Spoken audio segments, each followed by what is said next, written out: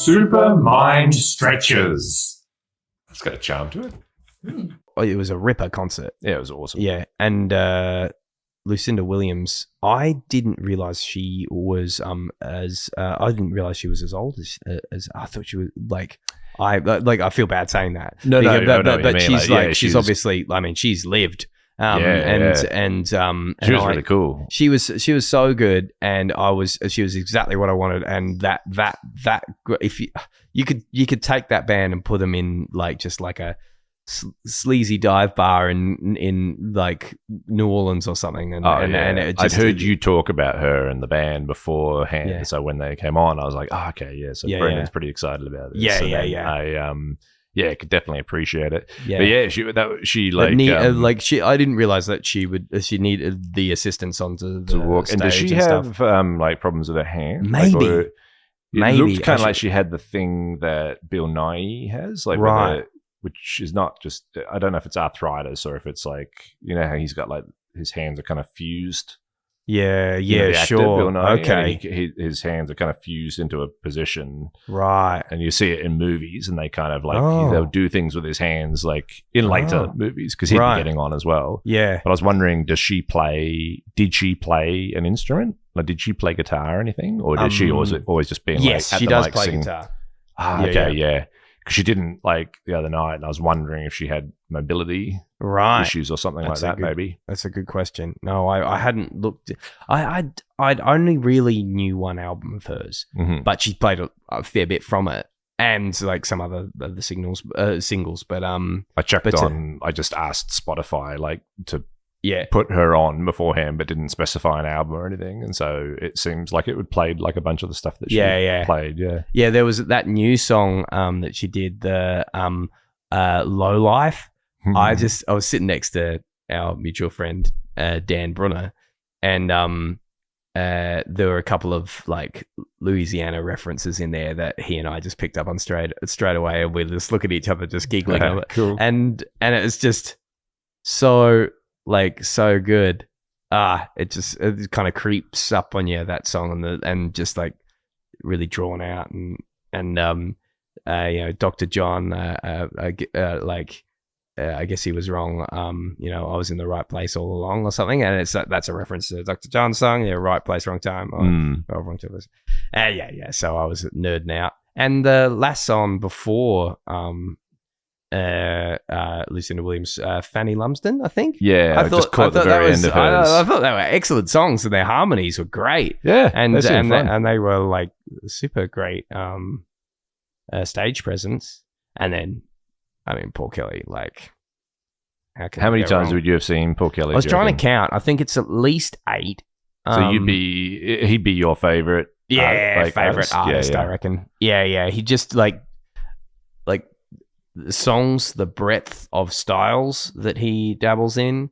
I don't think he's he wouldn't be a virtuosic guitar player or a virtuosic vocalist. There's no one area of what he does that's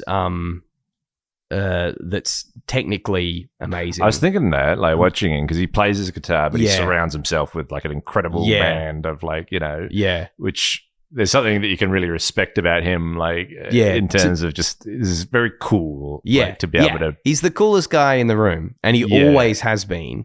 And because he's just so honest and mysterious, and but he's just to me, even though he's not some incredible metal lead guitarist, and he's not an opera singer or but he is to me he's the package, because he always just wanted to write great songs, and I think he does.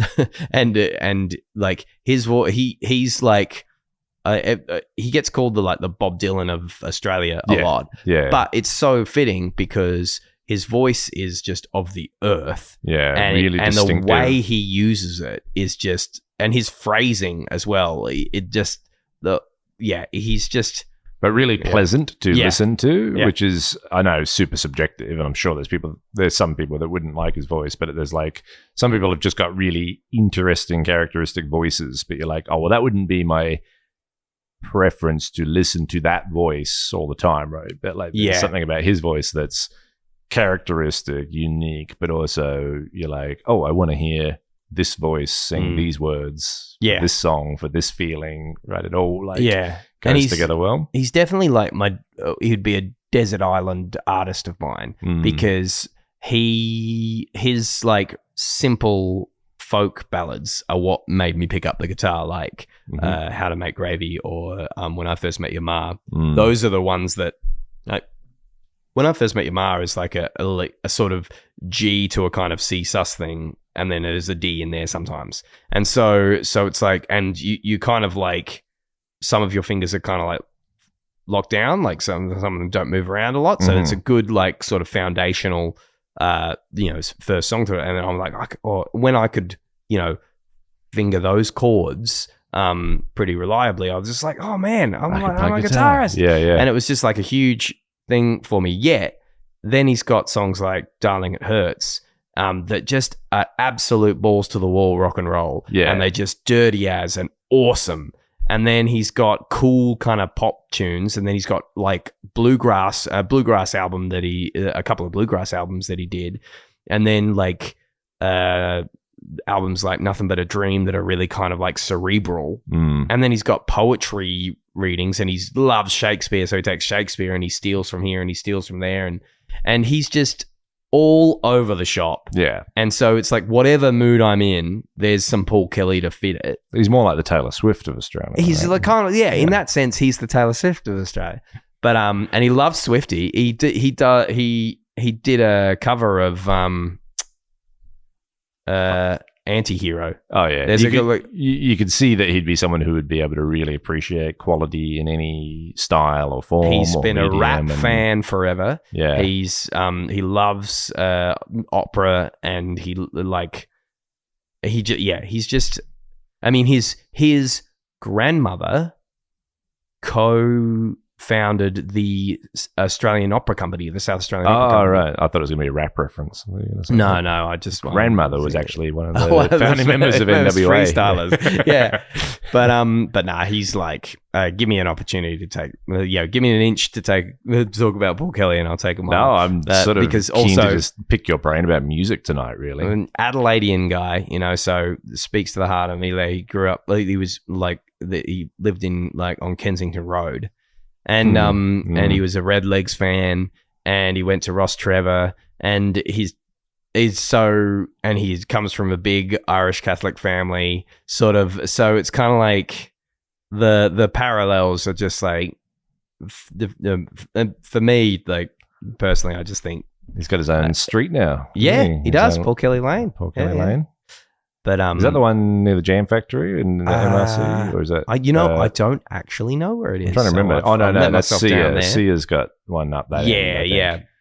That was a good quiz night question that Nashi did. That's when I learned. I came back from Sydney for that quiz night, and there was a question in there about like who how many like there are 4 or 5 bands or musical artists who have street names. That's how long I'd been on the East Coast. I had no idea what that was about. Paul Kelly. Forget the others. But like I often will tell this story about PK. Like I got into him in high school, and it kind of felt a little bit like I was late to the party then, because he was kicking around in the 80s, doing charting hits in the 80s, and then by the time I found him, it was my sister's boyfriend at the time would play his songs, and I'd be like, who's that? And he introduced me to How to Make Gravy, and I just thought, oh, who's this Paul Kelly guy? And this was early 2000s, and his Songs from the South had just come out, and it was like his first best of from the early 80s through to 2000, and I was listening to it and just going, oh man, I recognize a lot of these tunes, like Before Too Long and To Her Door and all these ones. I'm like, oh yeah, he's a staple. And then I kind of got into it there, but I felt a little bit like with a lot of the music I would have been listening to at the time, like the Beatles and Bad Company and all that, it was sort of like my mate's dad's music. Yeah, yeah. And I was kind of like, oh man, maybe this is, because I wasn't a very cool guy. I was not. And so that was kind of like, oh, maybe this is the cool, because it's kind of, retro, and I know I'm in on this old secret that the kids of today listening to their, it's like being a teenager or a young guy, but listening to something that had been a bit of a pub rock staple, or it had been on. I felt cultured, right. having this rock and roll, because it was sort of ubiquitous as well, wasn't it? Like there were TV ads that used his songs, and there was in TV shows and films and stuff, but not in a fully saturated it's just that band is in everything. Mm-hmm. Kind of what AC/DC has sort of ended up becoming. I love AC/DC, but it's like it's not that special to hear an AC/DC song in a movie or like a TV show or on an ad or something, because it's just that saturated, I suppose. Part of the furniture. Yeah. Wasn't there was like an insurance ad or something that Paul Kelly... Yeah, from Little Things, Big Things Grow was on the Industry Super Funds ad. Interesting. Yeah, Industry Super Funds. So how does that connect with like the theme of that song? Yeah, because the actual song is about like land rights. and the Wave Hill Station walk off. But so it's quite specific, but they've adopted the line from Little Things, Big Things Grow, and they're applying it to like superannuation. Yeah, and the from Little Things, Big Things Grow is pretty like anthemic and thematic, and yeah. But I remember first getting into him, feeling like, oh, this guy's been around. He's like older, so listening to this, this is the real music. Yeah. But I did feel a little, not only late to the party because, I didn't grow up with him, and a lot of people who are into the music of the era that I'm into, that I hold dearest, I didn't come to later because my parents didn't play a lot of it when I was a kid. I kind of fell into a group in later high school and then had to do a lot of catching up, which I like to think I did. A lot of pressure and a lot of gatekeeping around, the cool stuff. And then if you're not in the cool crowd, then there's even more pressure of like, well, you're trying to find something that's at least unique or at least interesting to you. But then if that is too mainstream, or if people have gotten to that before you, then it's just, But Paul, like, no pun intended, really struck a chord. And then he kind of like, I exhausted that. Not that you can exhaust it, that Songs from the South, because I remember I used to like the laser had burnt out the pits and troughs of the CD. Right. When CDs are pretty retro now, right? They are pretty retro. Yeah. I remember I bought Songs from the South when I finished school and raced up to Sanity at the Village before my bus came to take me back home, where, because there are so many kids in my family, my bedroom at the time was the big caravan out the front, and so that was kind of cool. Like I was the eldest one still in high school, so I'm a middle kid, but the rest of them had sort of moved on and from high school, and so here I was, year 11, year 12 in this caravan. It was my granny flat room. I was the cool kid, and I had this my brother's old boombox wired up to this CD player that was like our first CD player from the early 90s. So it was this VCR sized thing with one drawer, and then you were supposed to hook it up to your tower hi-fi. And so I had just that wired up with RCA cables to this old boombox that my brother had not wanted anymore. And like, were they the thick, chunky RCA cables that you pay extra for because they give you better sound? I think maybe better insulation. I think maybe the ones that cables? I found. So it was $150 for a really janky thing, and I just and all I had was Songs from the South, Ben Folds, Rockin' the Suburbs. Oh yeah. And One Eyed Man or something. Oh yeah, the Mark Seymour album. And those 3 albums are just ad nauseum. But they're like PK being Australian, being from Adelaide, like being the reason I picked up the guitar. But I felt it was kind of like more just like my thing, maybe because like through that was probably a little bit of an area where he wasn't as popular in that time. And then it must have been like mid 2010s when it was at a festival, was it Big Day Out? I think that stopped years ago, but I can remember being watching on TV, and he was there at a young person's festival, and this is when I would have been in my late 20s, early 30s or something, and so I was really feeling my age, and I saw all these, teens at this Big Day Out or whatever it was, and Paul Kelly was playing there, and I look out and like I see on the telly, and the camera pans over to the crowd, and there's all these kids singing every word to Her Door, and it was that moment where I just went, oh man, he belongs to everybody. Yeah. Like Paul Kelly is everyone's. And that's like really enriched my, just my appreciation for him, because he's just a pillar now. He's just like, and he stays connected, and icon. He'll do like, he'll do something with Briggs, or he'll do something with like modern, like, artists in the kind of, artists that the kids know. Yeah, he went in to do that. There was that,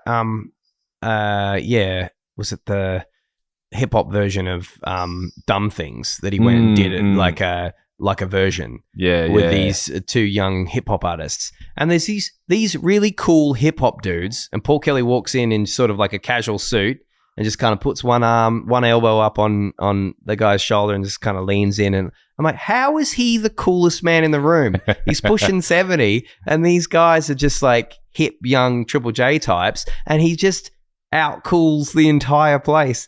And so yeah, but he brought out an album in 2017, Life Is Fine. It was his first sort of like normal studio album for quite a few years, and it just went to like number 1 on the Spotify charts in Australia or something. And he's had since then this renaissance, and people are voting his songs as like some of the best in the, like Triple J just had their hottest 100 of Aussie songs or something. And so there's all these Triple J listeners who like they've always kept in that one demographic of, high school and maybe just out of, and they're all listening to Paul Kelly and voted for Paul Kelly. So it's just, it warms the cockle of this old boy's heart. I want to hear more about like your music life and story. This is just going to turn into like a Desert Island Discs radio interview show. It isn't that. It is Super Mind Stretches with me, Ben Crisp. And me, Brendan Williams. And not me, Tom Crisp. That was me doing his voice. Good. Thank you. Yeah. I was kind of imagining that he's sort of maybe behind a piece of Perspex or something. Yep. I don't know. That is what it sounded like. Yep. Just you got to do it in the back of the throat. I'm over here. Hello, guys. It's like the small man in a box. Yeah, is that that's what Rob Brydon does? Is it? Yeah. Is that like inward breathing, speaking that he's doing, or something like that? No, I've it's got like no how idea. Jack Black does the like inward singing, where it's like you and then breathing some lyrics, and you can't believe I'm singing. Yeah, right. So you're sucking the air in and out. Yeah. So I wonder why. Like, is there not any?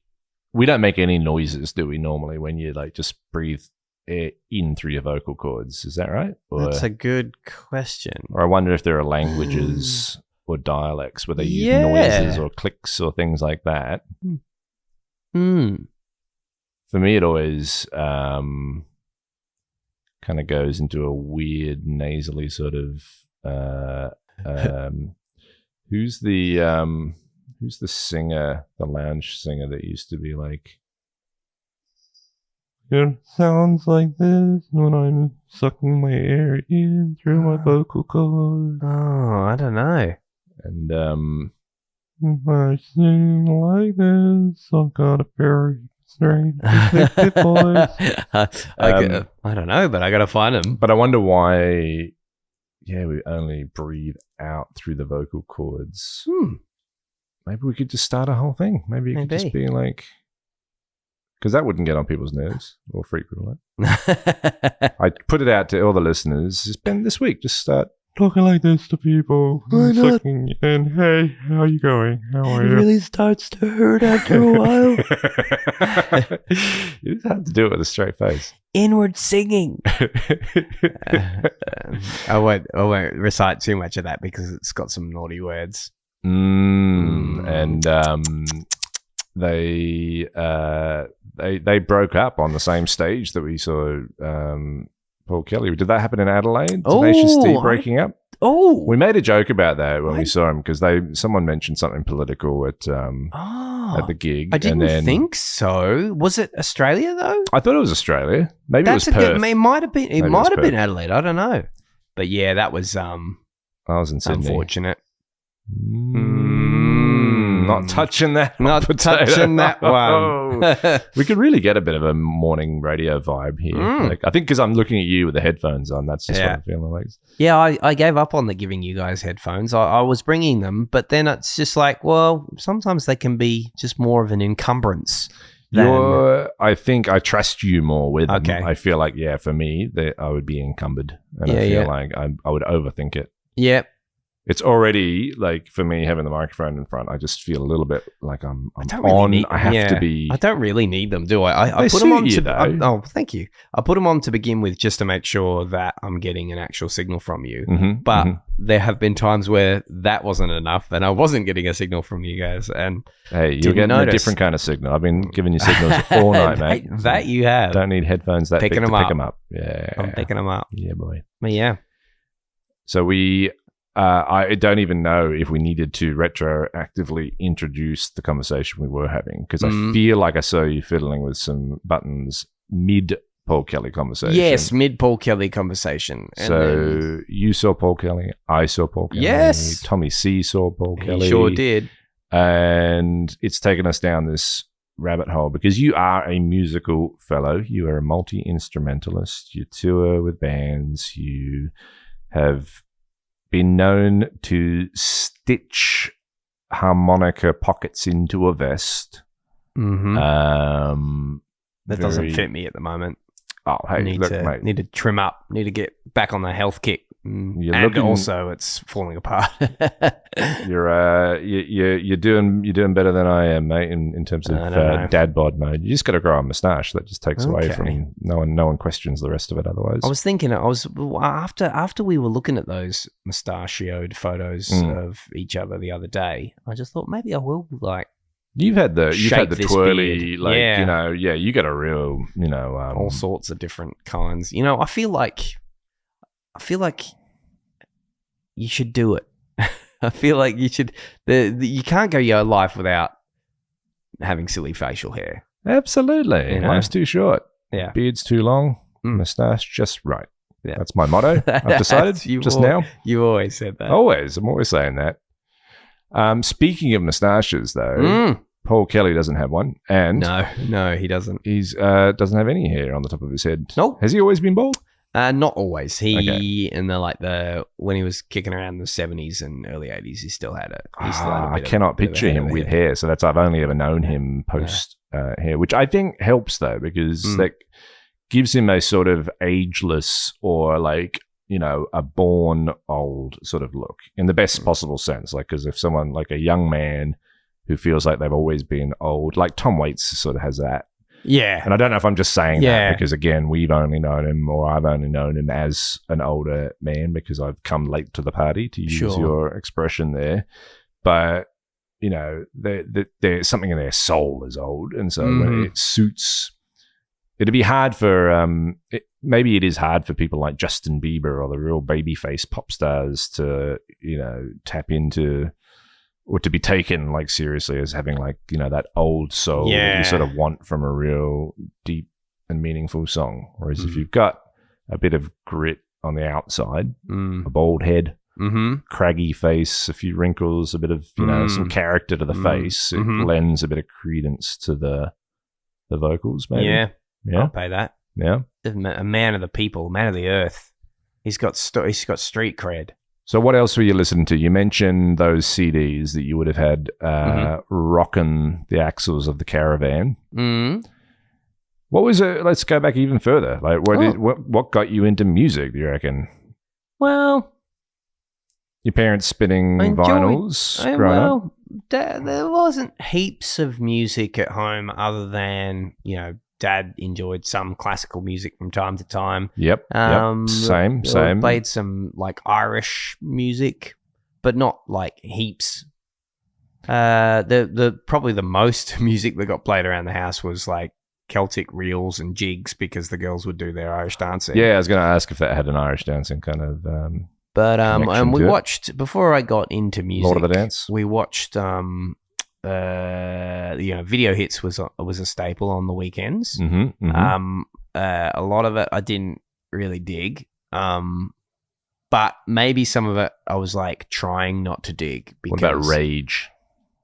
Were you a Rage family? I did enjoy watching Rage. We didn't watch Rage together. No, I was aware of it, and in high school, like I did sometimes like to, we'll stay up late and watch some Rage. Yeah, when they'd have like the crazy videos, like a Slipknot video would come on and it would be the weird claymation and gore and stuff. Yeah. So that was always weird and sort of underground, and I kind of felt cool. But it was definitely like meeting your and Tom's brother-in-law, Geordie, our man Geordie. It was definitely like because I was in the same year level as Geordie.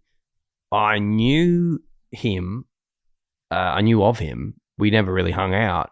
And then when we went to the youth group together in like 2000, so we were in year 11, start of year 11, we went to this Antioch youth group together where we hung out there. And then when I got back to school, I'm like, we should like hang out. And he's like, yeah, come to the recess and lunch. We always go to the music suite. And I was aware of the existence of the music suite. I'd maybe set foot in there a couple of times for like music early on in high school, but I didn't pursue it because I was like, what's this? But recess and lunch, every day we'd just go up there. And with Jordan, I'm like, is this where you guys hang out? And we went into a practice room where there's a piano and like guitars, and we got them out and they just sang songs and jammed and just sang Beatles songs and wrote tunes. And I just kind of went, what an education. this is what I'll do. And then the rest is kind of like history, like hanging out, going around to Geordie's place, and all his uncles, they grew up, they all grew up big with it. Musical family. So I had a lot of catching up to do.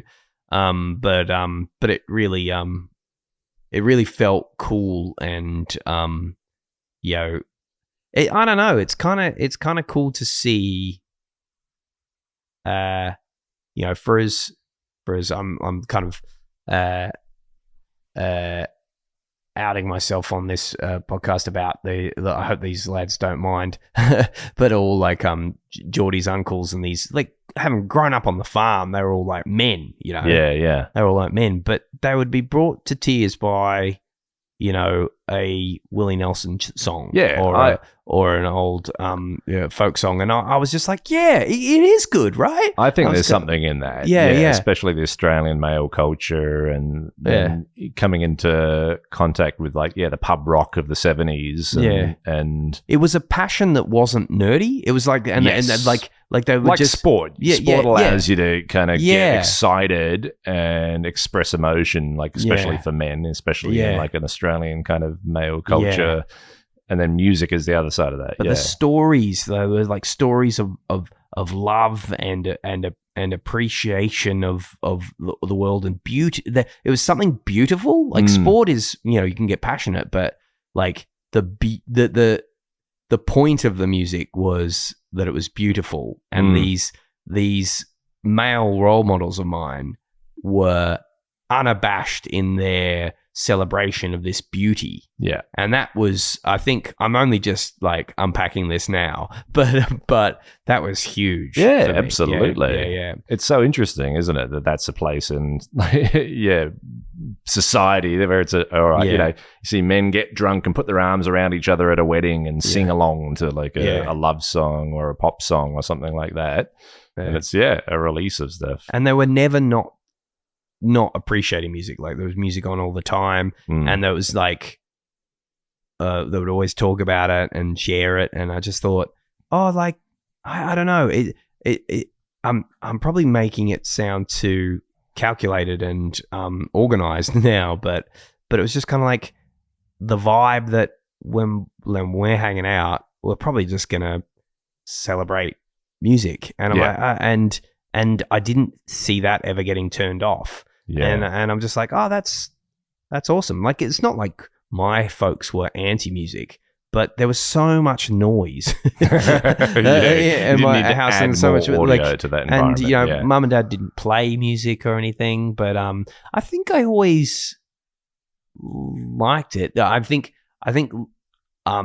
like Les Mis was big for us. And dad had a Les Mis tape in the car. That was a huge thing that I remember. And just like that was, I think Les Mis is where I really fell in love with melody. Okay. And like the melody of like One Day More and just the way that moves. I was just like, wow, you can really stir my heartstrings with a well executed melody. And so that was probably like one of the earliest things.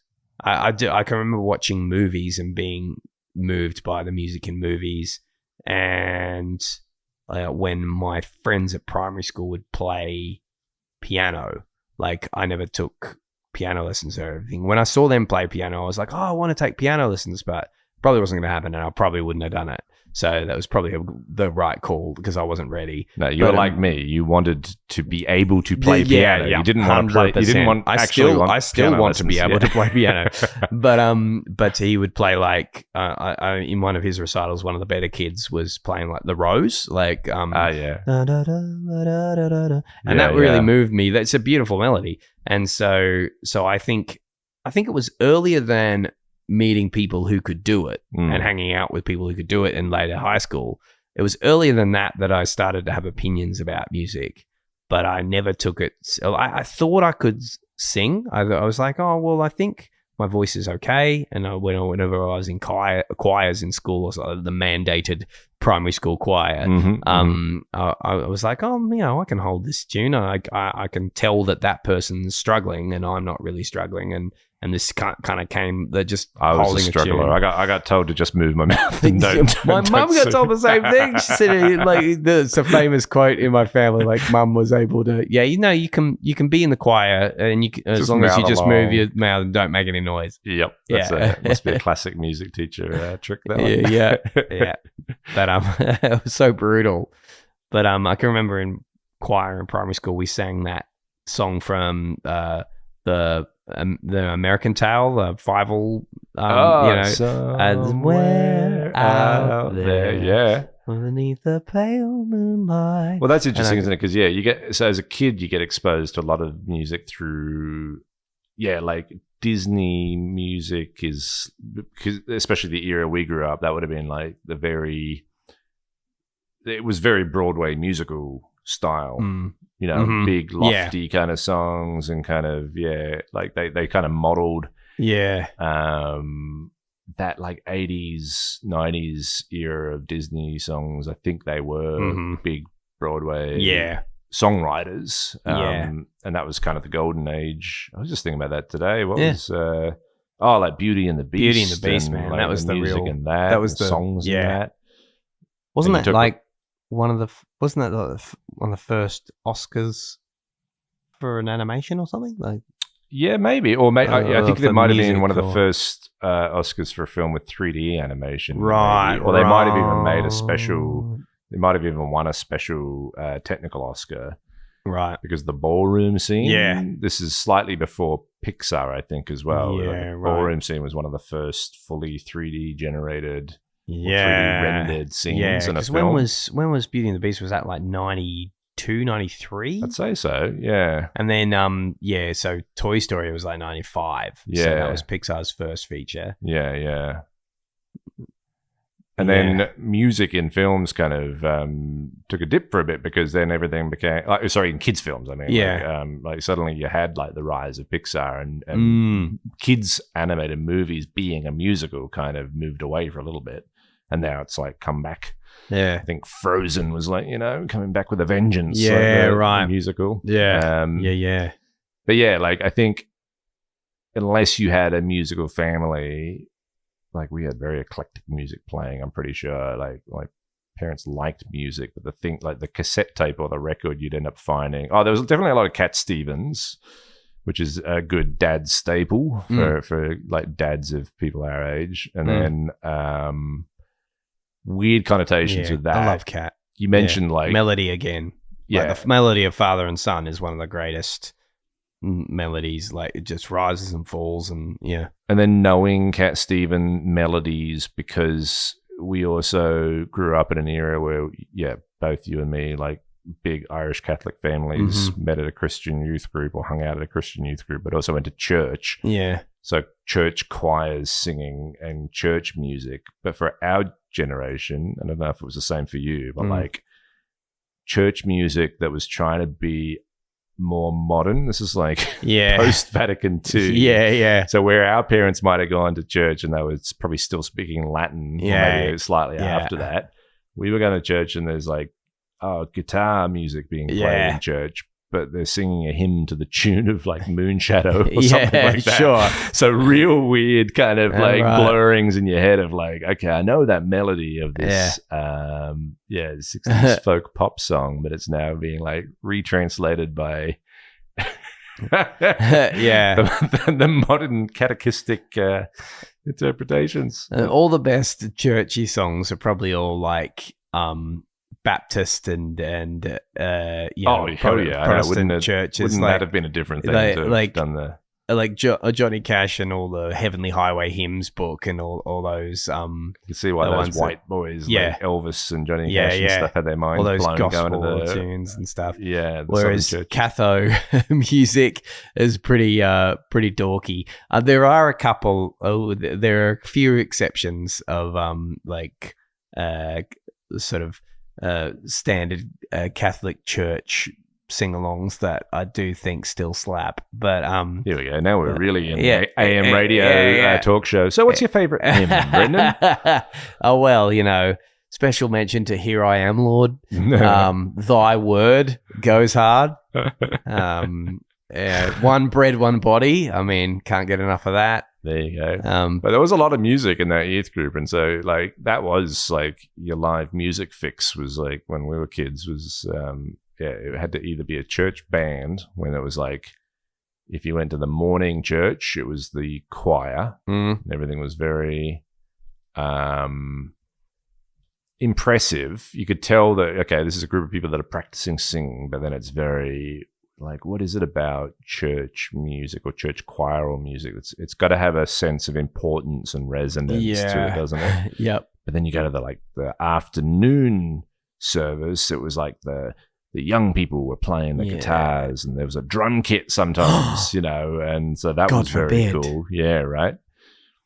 And then nothing to do with the music, but we had a guy, there's an older Scottish man that really is going to be, his voice is going to be in my head like forever, especially around Easter. Easter was like the longest mass you would go to if you were raised Catholic. Like it just seemed like it went on forever. Stations of the Cross and everything. Yeah, for some reason you'd have to go to church at like 3 p.m. on a Friday afternoon, and it felt like you were still there by Monday morning, like, and you hadn't left or something. But they would tell the story of Easter, and there was this Scottish bloke who, the expression, the one bit that I can remember him always saying was like someone else would be going, and then he walked up on the hill and Pontius Pilate said, and then it would throw to him and he'd go, crucify him, crucify him. And it's like, wow, that's, and that was his one line that he would say. Whoa. And they would throw to him from one microphone to the other microphone. So there you go. That will stick in my head. And then I think there was just, you'd find weird tapes around the house. I remember we'd have like a strange eclectic mix of 50s, 60s pop. Right. I've got particular memories of having like a cassette that would just play in our hi-fi deck, and there was that, like a rubber ball I keep bouncing back to you. Oh. Da, da, da, da. And then there would have been some like Bobby Darin or something like that, and there would have been like Runaway. Del Shannon. Walk away, I wonder. And then like then weird novelty songs like they're coming to take me away, haha. They're coming to take me away, ho ho. You ever heard of this? No. I ended up like Googling it one day because it was like, is that like a fever dream that I had? And it was in the same era as the Chipmunks, I think, when they were just figuring out the novelty of speed ramping on like audio cassettes. Yeah. And so there was this novelty song of this guy singing about how... Talking of Disney movies, that was one of the first people to get into that was the guy who did the sound for the mice on Cinderella, like speeding up recording voice actors and then speeding up the thing for getting the mice. Oh, interesting. Because I know, like the Chipmunks was a big one. The Beatles were getting really into like all that, weren't they? Like, because the Beatles were one of the earlier bands to... go like stop touring, go into the studio and then experiment with all the technology and figuring all that sort of stuff out. But that was I guess like 60s and stuff. So there's definitely people experimenting with this stuff earlier than that. The Chipmunks was a interesting episode of How I Built This podcast, where they kind of talked to different, like it's business owners and people that have built businesses, but they talk to the son of the man and woman who started the Chipmunks. Right. And they still own, it's a family business, and they still own the license and the IP. Hot dog. And the dad and mum were experimenting with that same idea of like, okay, if we like record our voices but then speed up the tape, or I guess which way around it would be, you'd record it on one speed and then you'd play it back at another speed. Is it like, what were the tapes, like 33 and no, not 33/70. That's they were they were 45 minutes aside, I think. Long play and slow play. But this must be in like the 50s, I guess, 50s or 60s. And it became like a novelty thing. Like he put out a record. I think he was a musician, of course, and he had like real music that he was playing as well. But then he got this idea and he put out this novelty song, and it might have been the Christmas one, might have been one of the earliest ones, and people liked it. And then it kind of got radio play, and it was this novelty thing. And then it became like the franchise of these characters of the Chipmunks. But it's one of those lessons, or one of those classic stories. The takeaway is like they never gave up the IP rights. Right, yeah. People kept trying to buy it. Like the film companies or the TV companies would be like, oh yeah, we'll put out or the record companies would be like, well, like sign a contract and then we'll like buy the rights to the Chipmunks. And then, but of course, if they'd done that, then eventually they could have like just gone off and like the companies could have made their own version. But he and his wife were a partnership, and they decided, no, we'll just never sell the Chipmunk. Like we'll always own the rights to it. And it just grew and grew and grew. Like, so it became like a traveling show in America where people would put on like a Chipmunk stage show at Christmas time, and there'd be costumes and things, but it was always the license like from this couple. And they kept it and they kept it. And so even now, like, I don't know when the last Chipmunks movie was, they did one with like Jason Lee. Yeah, that's right. Yeah. But any new Chipmunks thing or any new like movie or anything is still licensed from the family. Yeah, like, from their kids and stuff. Yeah. Holy moly. I knew they'd been around because it's on Almost Famous, like in the opening scene, one of the opening scenes where they're in the car. And it's going, a Christmas delight, that Christmas song. And I'm like, oh, it was a Christmas album. I guess that's how it originated. Yeah. There you go. But the lesser known speed ramping one was this weird song by this guy. And it's all about how he's like going to he's literally been turned insane and he's getting sent to an asylum because... Oh dear. Is it because like the girls left him or something like that? The lyrics are something to do with like, remember when you remember when you said you'd go away? Or so, it's like this kind of weird. What's that rhythm? I guess it's almost iambic pentameter, isn't it? But I'm sure it's not that. But it's this kind of ka-chunk, ka-chunk, ka-chunk, ka-chunk, ka-chunk cadence to it. Yeah, I guess. And then the chorus is, "They're coming to take me away, haha. They're coming to take me away, ho ho, boy, to the funny farm where life is beautiful all the time, and I'll be glad to see there." And it gets like it speeds up, or not speeds up, but it gets like higher and higher and higher pitched until his voice gets into this like weird squeaky. Yikes! Sounds harrowing. I know, right? So this is me as like a 7-year-old playing this tape, going, okay, a bit of Del Shannon and then a bit of Cat Stevens and then whatever the hell this thing was. So that's how I was being shaped. So you talk about being out of the loop and not being into the cool kids music, man. I was like, way ahead of the curve. On the really weird, on the topic of really weird songs that you tried to look up, I did make a rediscovery during the week of a song that, do you remember? It might be a little bit before your time because I was just on the edge of it. The ABC show from like the late 80s, Swap Shop. Oh yeah, you remember Swap Shop? Yeah. And there was a song on there because in my head, right, Swap Shop was this show that had some scenes in like the shop, and then it did a Sesame Street thing where it would cut to like sketches or like it would cut to like songs or other like multimedia like stories or whatever, but I wasn't sure that was the case because it was so long ago. I remember watching Swap Shop on the little TV in the corner of the room in our Balcombe Hills house when we lived in Sydney, and it was around that time that we were watching, Alias the Jester. Oh, mate! The Jester. What was the other one? The Garden with the Jester. Was it Tony Robinson did the voices for something about the garden? Yeah, that was one I used to get mixed up with. Puddle Lane.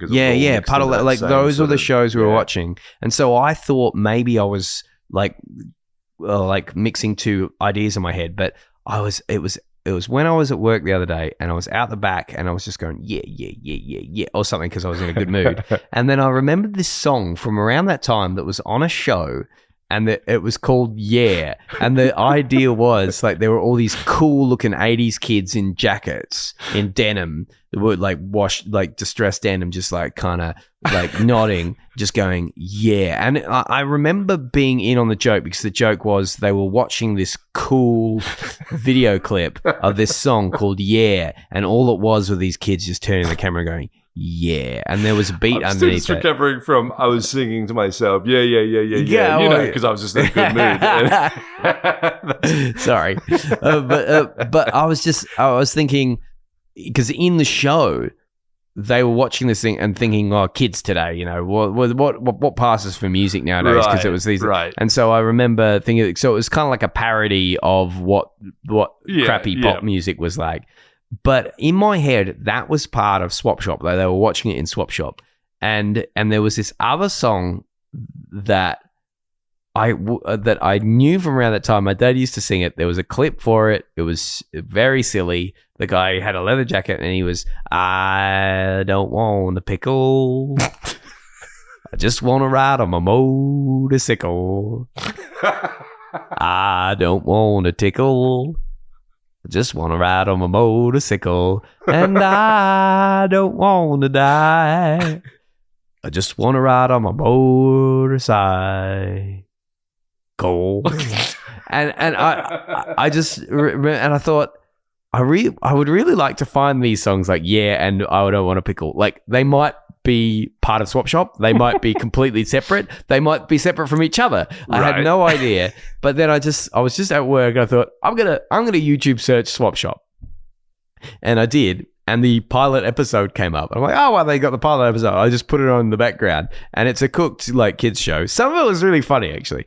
But some of it was pretty, like, very dated. And then on on the pilot episode, the I Don't Want a Pickle song came on, which confirmed everything because like they were in the swap shop, and then they went to this weird bedtime story, and then they went to this other thing with these cows that was like moo moo moo moo moo moo, and I just thought, okay, so they're cutting away from the shop and doing these out of universe sort of like segments, and I'm like, okay, this could be it. And then the song that came on was I Don't Want a Pickle. And so it just like it confirmed everything. And I sent it to my family, and everyone older than me, like it blew their mind. And they just thought, oh my God, that's incredible. Everyone younger than me was like, what did you just send me? What is this? I'm very scared. And my younger brother rang me up to see if I was okay. Yeah. And were you? I was. Okay, I was delighted that it made such a splash, actually. It's funny how, because kids' TV shows now are cooked as well. And yeah, it's a different kind of cook. So the kids now will look at it, the stuff that we would look at, and they'll be like, what the hell is that? And then, I don't know, what like Teletubbies or something that's not even current now, but like the stuff that's on. Like in the Night Garden is. In the Night Garden, yeah. There's a nice sort of Danish. Is it Danish or is that, I think it's Scandinavian. This Tic Tac or something, or Tic Tac, and it's like in the Night Garden without all the really scary stuff. Fever dream. Yeah, there's like no narration. Okay, and so it's like the sort of like strange magical sort of soothing bedtime vibes, but without the annoying and weird and kind of concerning aspect. I don't know. I'm probably giving In the Night Garden a bad rap. Strange Magic takes me to ELO. Strange Magic. ELO was like a weird.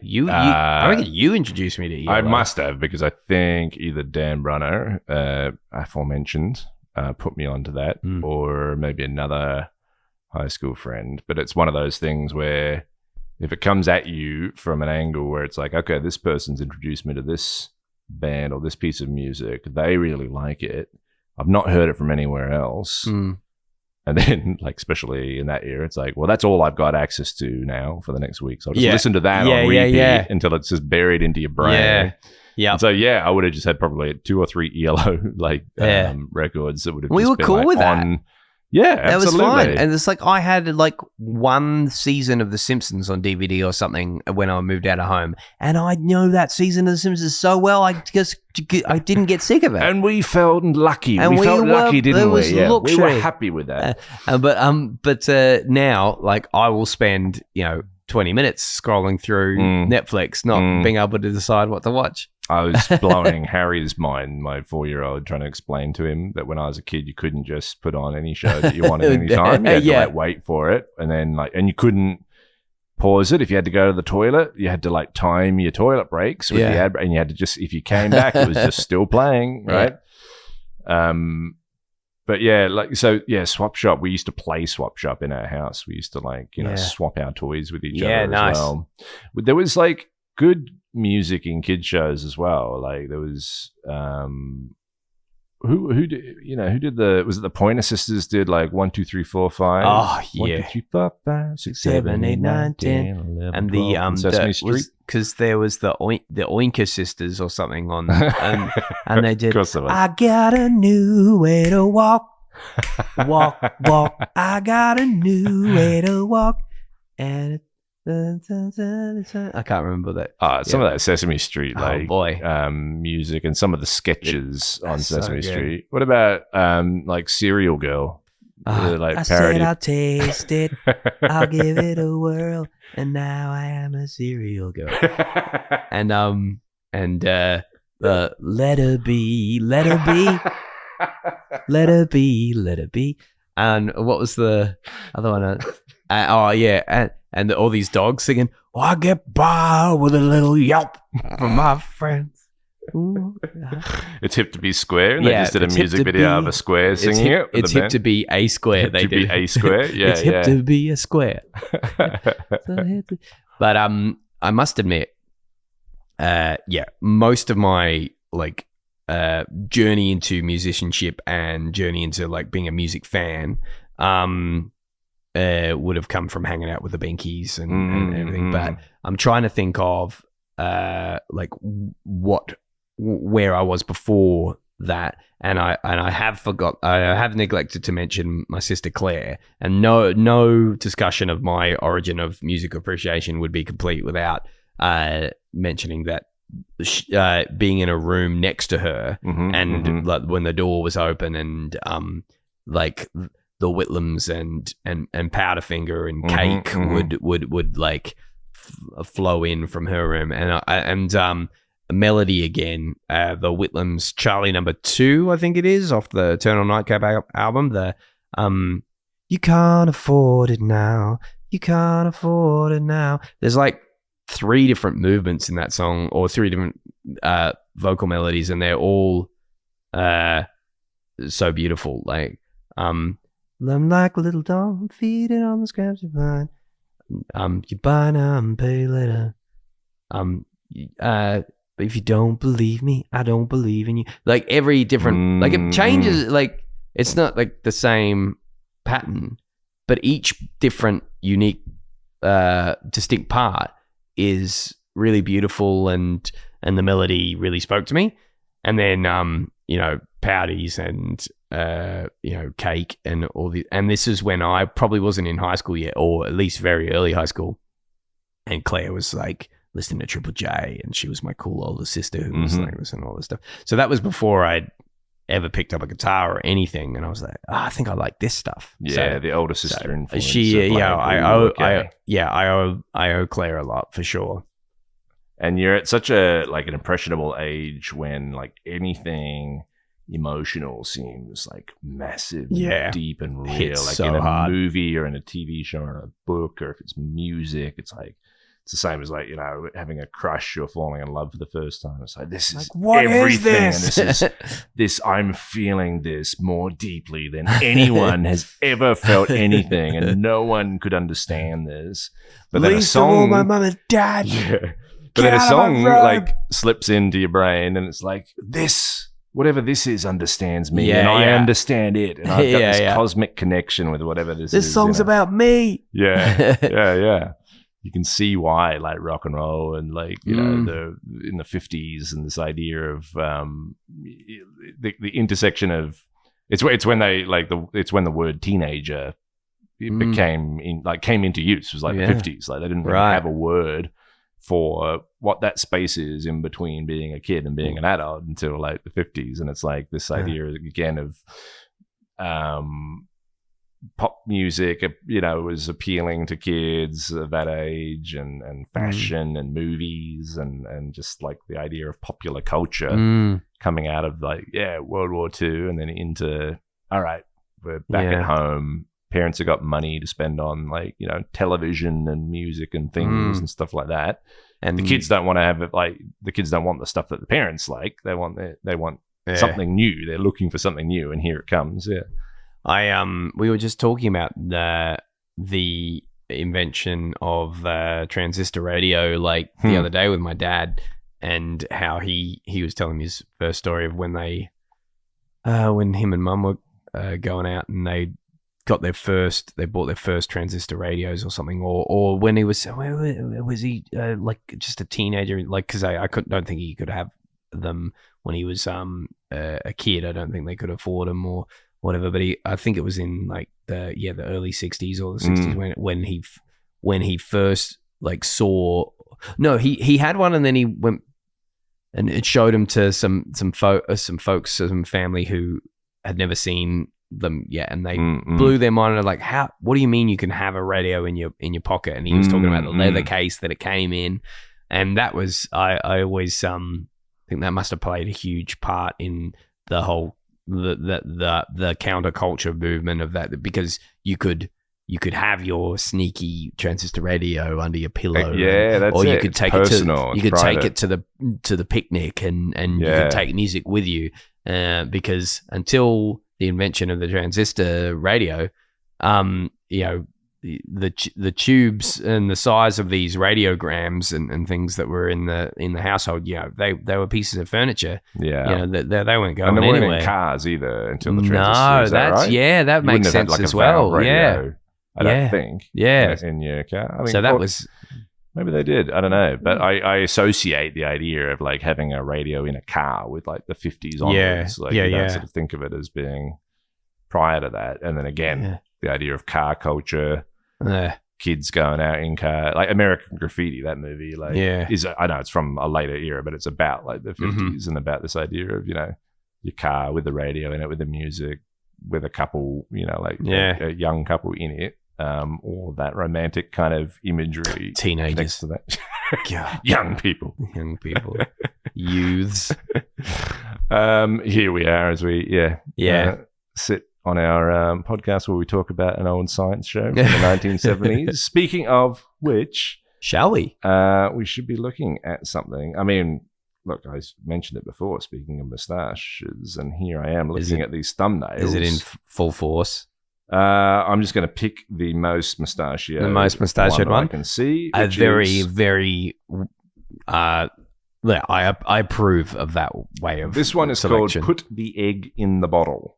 Put the egg in the bottle. We don't have Tom here to guess. You are a bit of an expert when it comes to these old ones. Sorry. Oh, here I go. Sorry. Oh, look at me go. All right. Any thoughts? I reckon I can guess this one. Well, there's the old, boiled egg, peeled, light a fire in the That's bottle, what I was going to say. pop it in the mouth of the bottle and watch it again.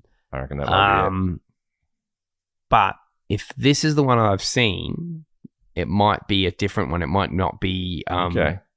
It might not be the boiled egg. It might be like raw egg, but they might. If it's the one I think, I won't spoil anything. Okay. All right. Here we go. But it could be just that one. Don't need to teach me how to suck eggs into a bottle. Now, here's a problem for you. I have a boiled egg and the shell has been peeled away. Wow. We also have a glass bottle with a wide mouth. Now, if you look at the mouth, it's not wide enough to allow the... I had to pause that for a second in case I for a while there I was thinking, have I got maybe two something's clips playing in the background, but no. This is part of the embedded audio. Music being played in the background? I guess. He's inside in a room. Am I missing something here? We're just in a different era. This is definitely 80s onwards, I think. We've got like different fashion. We've got the checkered shirt here. Always something in the pocket, though. Always ready with a pad or something. All right. Dino built with for the action. On. We're just going to have to live through this. Yeah. Is that a wedding music, band? I think. Sorry, ladies. Yeah, well, that's been there. That's been there, I reckon, since the 70s. I mean, you'd snap that up, wouldn't you? Absolutely. You have to lock that down. All right, so we're going to just deal with the circus music, I guess. Boiled egg to go in. Do you think there's any way of getting the boiled egg into the bottle without breaking the bottle or breaking the egg or pushing the egg? Well, there is a way of doing it.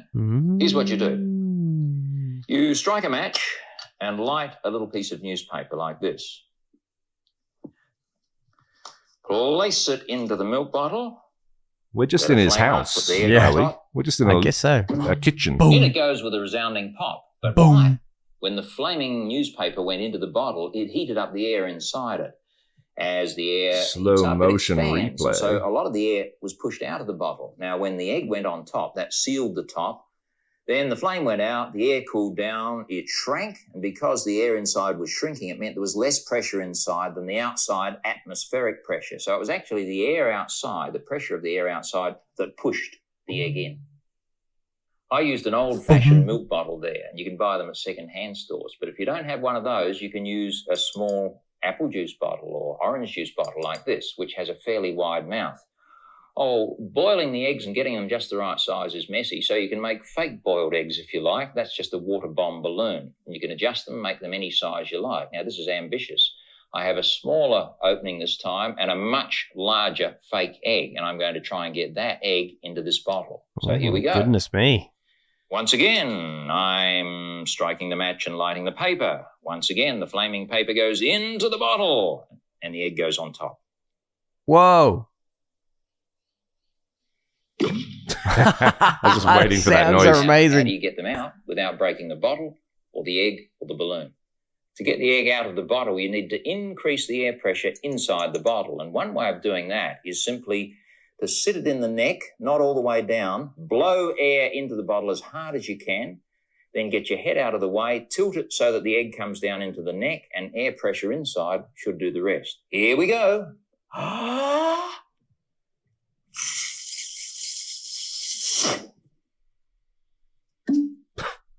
Problem solved. Are those the live noises? Or that's what I was wondering as well. Did they res that up later? Because I hope not. I hope they were real. This is the 80s. I'm noticing the slow motion replay with that kind of real retro font on there they've added. I just couldn't take my eyes off this background. That just looked like it's our just his kitchen. front room. I swear we had that dining set of just the dark timber furniture with the kind of polished round tops to them. There was like some kind of glass blown ornament in the background that was like a duck. Yeah. I feel like after I've listened to him, my voice turns a little more Deane as well. Oh, yeah. Nice. I was hearing it myself. There was a little tone going. Maybe because I've got a cold coming on and he's got that kind of nasally sort of voice. So in the background here, what you can see is polished wooden dark chairs. And there's something about the way he explains how do things. You get the egg in this bottle? He's got a pace. I'm glad you asked. Oh, you've got it down pat. But there's the attitude of it. There's like a rhythm and a pace. There's an urgency to the way he's explaining something. Not in a hurried way, but in a way of like, here we go. You understand this. All right. Keep up. It's an urgency, yet it's still comforting and draws people in. Yeah. You know? Yeah.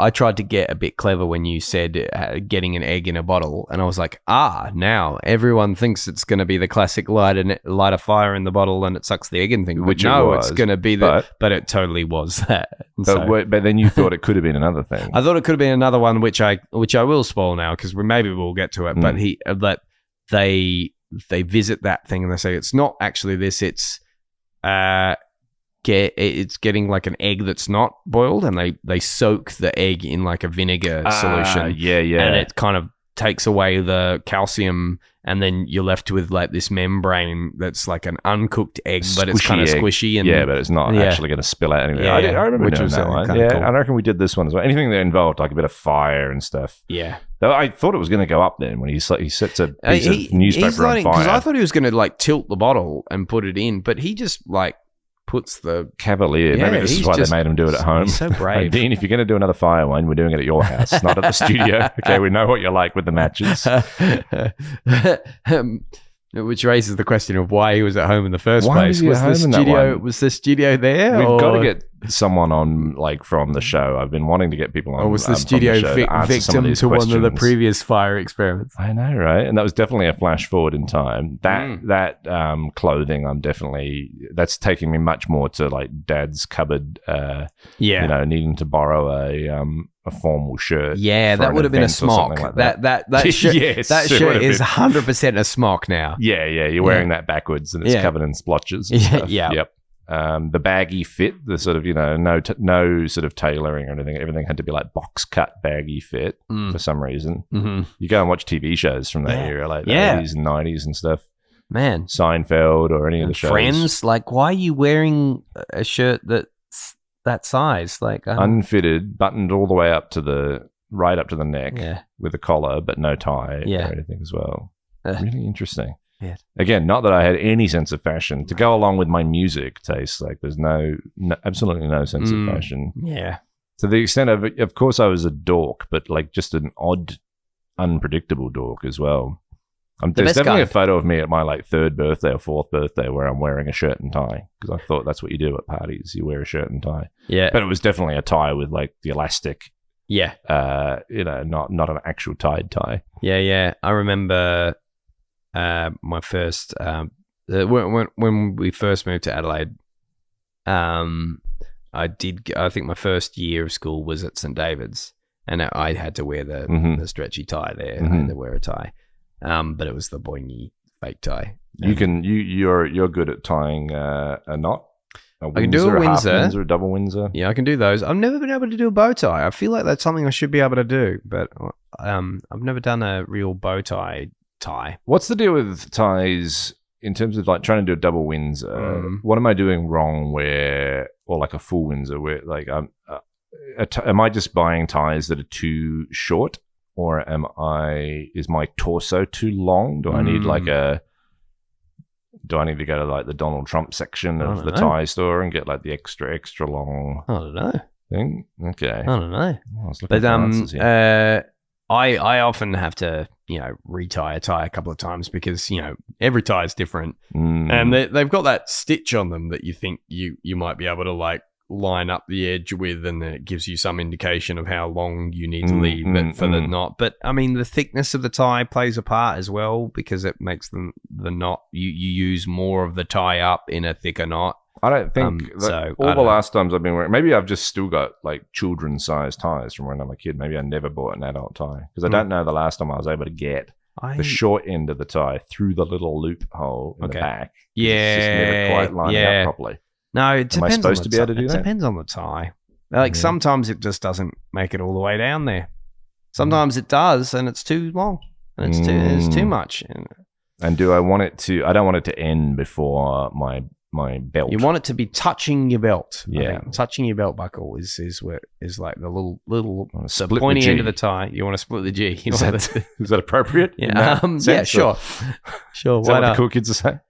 Why not? I have done the old Marty McFly two ties before.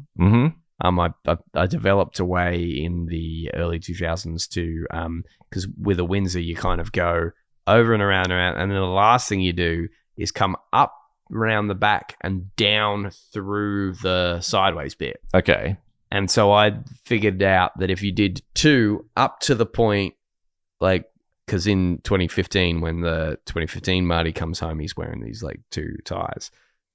But if you do two ties separately on your neck right until that bit, and then when you come up, you go over the other tie loop before you go down, and then they kind of interlock together and they look like they've been tied together. That could be a look. That could be like a thing. I'm surprised that hasn't really come out. It helps to have thinner ties though, because if you have thicker material, then they're super bulk and they don't go over. Big tie. If you're out there listening, the tie industry, like I think this would be a game changer because you'd be really selling twice as many ties. If people are wearing twice as many ties at a time, they're getting through them. His was really cool because his shirt kind of had a little thing to accommodate it. So his shirt was made to accommodate two ties, which had a little button down thing in there, I think. And it was like a sun pattern that was kind of like, so they were mirror images of each other. So the sun kind of like, it looked like one picture when they were next to each other. Oh, there you go. I've never found two identical ties that were like that completed a picture.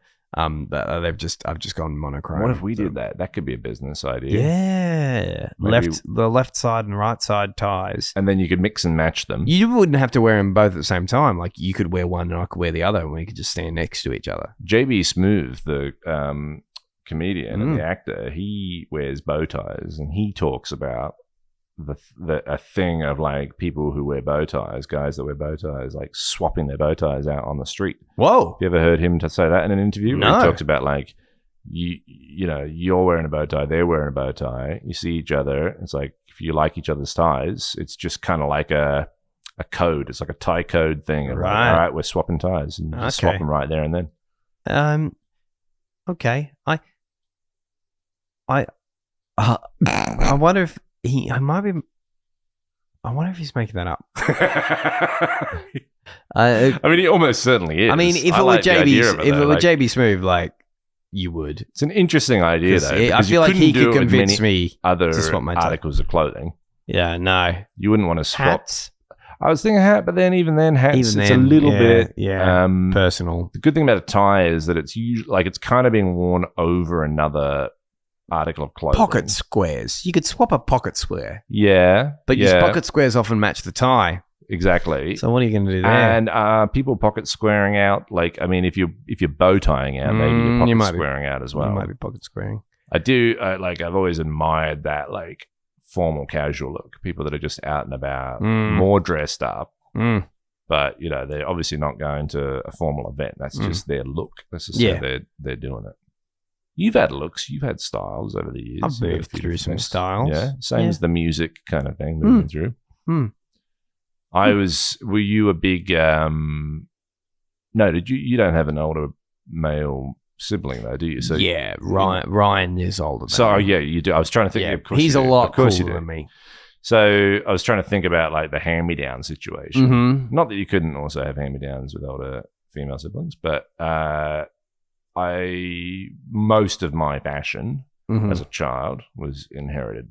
Yeah. So I was definitely doing the baggy thing before that was cool, because that was just oversized clothes that I hadn't grown into yet, but my older brother had grown out of. I don't think Ryan would have wanted me getting around in his stuff. There was an American baseball jacket that my older brother had that I was very excited when I finally, when he grew out of it, and I inherited that. I wore that for a long time. But yeah, it was never, I did the op shop thing for a little bit.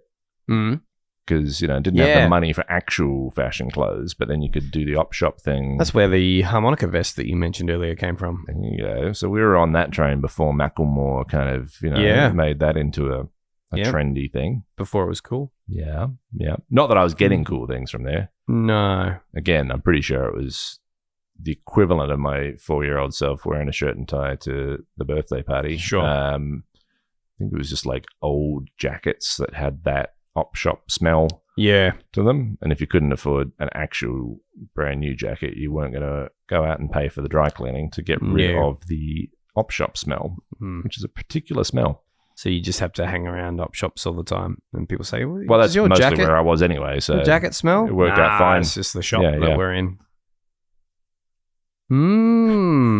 I do like that. It is a classic video, classic experiment. The old egg in a bottle. I remember it happening on Full House. Really, Uncle Joey does it. So this was like a kind of a known trick thing. Yeah, because I started to think, it's a good demonstration of air pressure and stuff. Yeah. If I'd had to explain it, I wouldn't have understood or known about the idea that. So he said that the fire is pushing air out to begin with. Yes. Yeah. You put the egg on top, air is being pushed out. Yeah. And then it doesn't have a chance to come back in. It's the cooling of the air. Yeah. Yeah. So then the hot air inside is compressing. I thought it was that. I thought it was like hot air inside compressing. But of course, I guess if it's heating up, it's pushing air out. So why was Uncle Joey doing it? It was an episode about how Uncle Joey I always say Uncle Joey, but it's just Joey, isn't Joey. it? Yeah, Uncle Jesse was the uncle. Oh, Joey of course, was just Joey. Sorry, but Joey was a substitute teacher at Stephanie's class, I feel. Oh dear. And she was telling her friends. She was telling her friends, guys, my Uncle Joey or Joey, he's so funny. He does cartoon voices. He's just the funniest guy. You're gonna love this. But of course, Joey was really serious about the job because it was a good opportunity for him. So he was very, clinical, and she like pulled him aside and said, "What are you doing? What? Where's the little funny Joey that I've been telling my classmates about?" And he goes, "Stephanie, this job's really important to me. I can't." And so that was a life lesson. That was upsetting for her. And then I think the turnaround was like they'd got him for his personality, his joke, and so he came around in the end, and he was back to his old self. And I remember the final scene was him doing the thing, but he was talking like a pirate when he did it. The bottle in the thing, you put the bottle, you put the egg on top, and there you go. So he was doing it in the context of teaching science. Yes, he was. Okay, but he wasn't going to do it as a pirate, and then he noticed that he upset Stephanie, and he thought about it.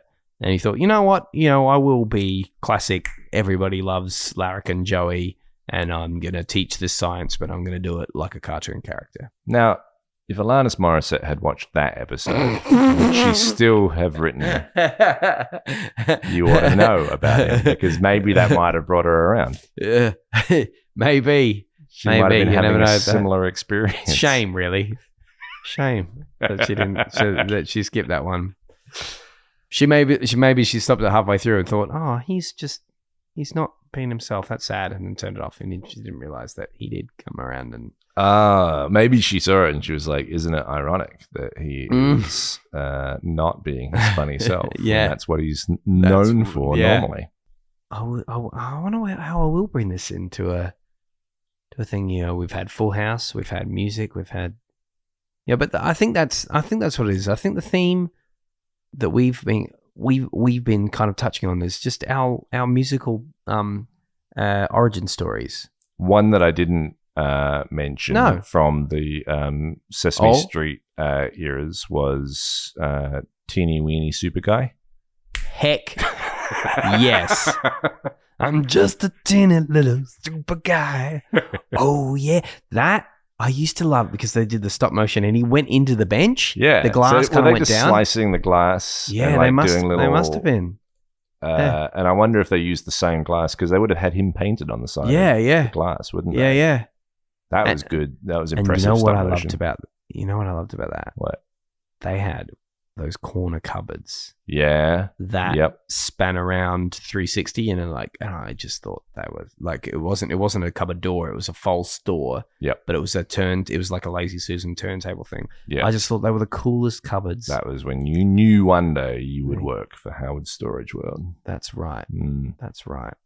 And they had all sorts of things at Howard's that they would have seen in the kitchen. Like they had an egg beater thing in Super Guy, and I think was the egg beater a character or did he ride the egg beater? Yeah, I think it was a vehicle, a mode of transport. Would he have got it inside a milk bottle in order to beat a boiled egg inside? Possible. It's possible. Can you get an egg or other Super Guy elements of the kitchen into a milk bottle? And if you can, you should afterwards, why don't you try it on your friends? Remember when you ran away and I got on my knees and begged you not to leave because I go berserk? Well, you left me anyhow, and then the days got worse and worse, and now you see I've gone completely out of my mind. And they're coming to take me away, ha-ha, they're coming to take me away, ho-ho, hee-hee, ha-ha, to the funny farm where life is beautiful all the time, and I'll be happy to see those nice young men in their clean white coats, and they're coming to take me away, ha-ha! You thought it was a joke, and so you laughed. You laughed when I had said that losing you would make me flip my lid. Right? You know you laughed. I heard you laugh. You laughed and laughed, and then you left. But now you know I'm utterly mad. And they're coming to take me away, ha-ha. They're coming to take me away, ho-ho, hee-hee, ha-ha. To the happy home with trees and flowers and chirping birds and basket weavers who sit and smile and twiddle their thumbs and toes, and they're coming to take me away, ha-ha.